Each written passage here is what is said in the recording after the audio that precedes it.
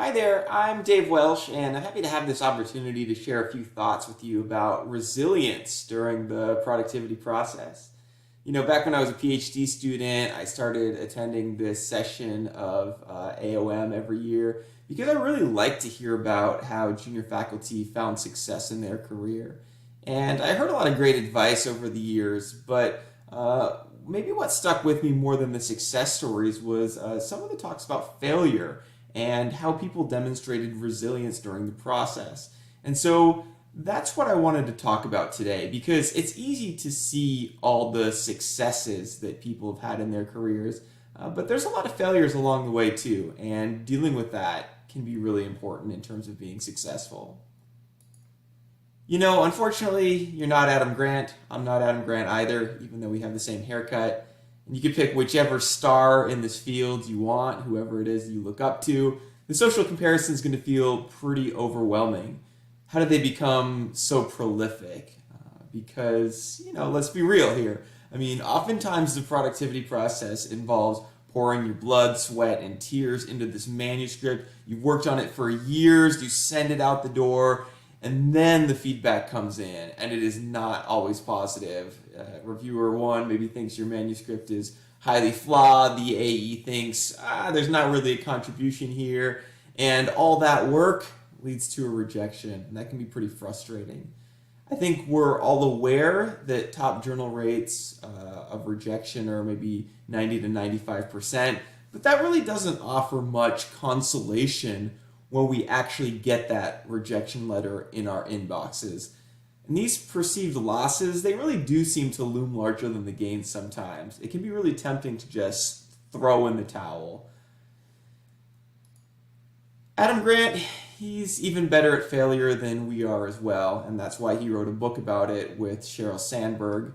Like I said, this social comparison road is just not going to be helpful for any of us. We just have to stop. We have to focus on developing ourselves. How can we be the best with our own career and our own skill set?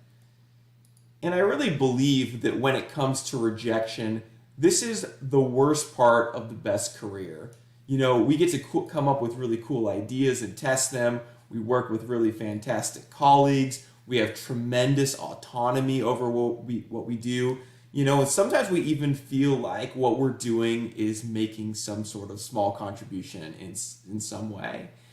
And, I really respect a number of scholars that came to this productivity process, PDW, over the years and shared some thoughts about their recent failures and the obstacles that they overcame during their career. And one of them used this image, which is of a weeble, which is like a spinning top. And these weebles, they wobble, but they don't fall down. They get knocked around, they recenter themselves.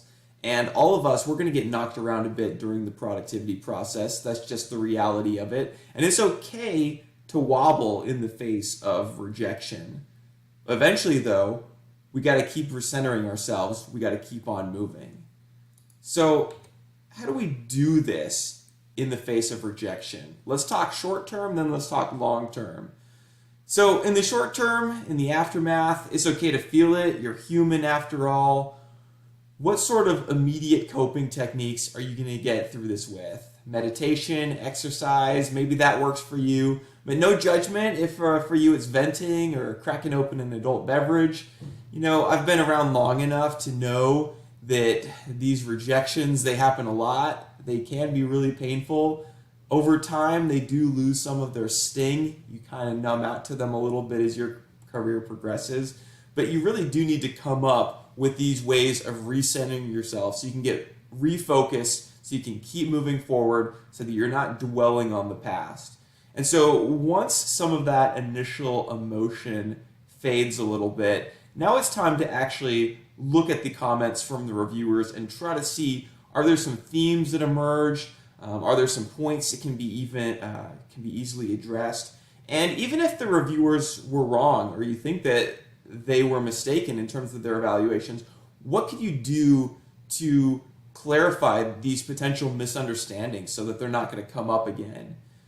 I think that rather than letting a rejection sit for weeks or months, often it's helpful to make these changes, get back under review soon at a different journal in a timely manner. You're keeping things moving forward, The time for ruminations passed, and now you can move on with this paper.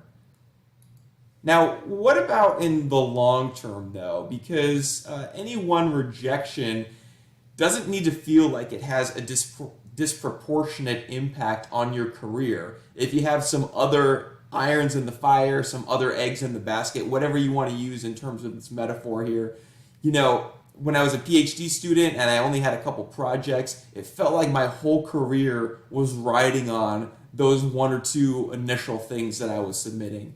But if you have different things in the pipeline, different projects at different stages, maybe different teams of co-authors, even some different methods or topics that you're working on, it can feel like you can have more of a balance here. Any one rejection can be counterbalanced by the hope of some of these other, maybe more promising projects. And when one of these gets super frustrating and you're super bogged down in it, at least there's something else that maybe is at a better stage at that point and feels like you can move it forward. Now, one of the hardest things, of course, is knowing when to leave a project to die. It's hard to abandon something that you put so much effort into, but you really do need to do that sometimes. And if it's not going to get into the journal you want, it's actually going to be less painful just to cut it loose. Finally, on a more positive note, if you do good work, if you're a great co-author to have, your phone will ring when your co-authors come up with new ideas or when they have new opportunities. They'll call you up and say, hey, you're great to work with, let's do it again. And finally, last but not least, there's a rebalancing that needs to occur in life as well. I think it's helpful to find some things outside of work that you're good at, things to look forward to other than just hearing back from journals. You don't want your entire identity wrapped up in work and being a productive scholar. Maybe there's other things where you can make a contribution in those other areas outside of work, groups of people that care about you for other reasons. And at work, don't forget to celebrate all those small wins along the way. And I don't just mean when your paper gets published. I mean maybe when you submitted it or you just made it through a difficult semester. If we don't take the time to celebrate, these moments will just pass right by. And so don't forget to do that. And when you have an opportunity now to be a reviewer or when you're at AOM the next time, don't be instrumental. Focus on being constructive and kind. This doesn't mean that you have to be easier necessarily, but it means that you can be more developmental. Best of luck to you on your journey. I hope to see you someday in person at this PDW at AOM, where there'll be a whole set of new speakers and topics. Thank you very much.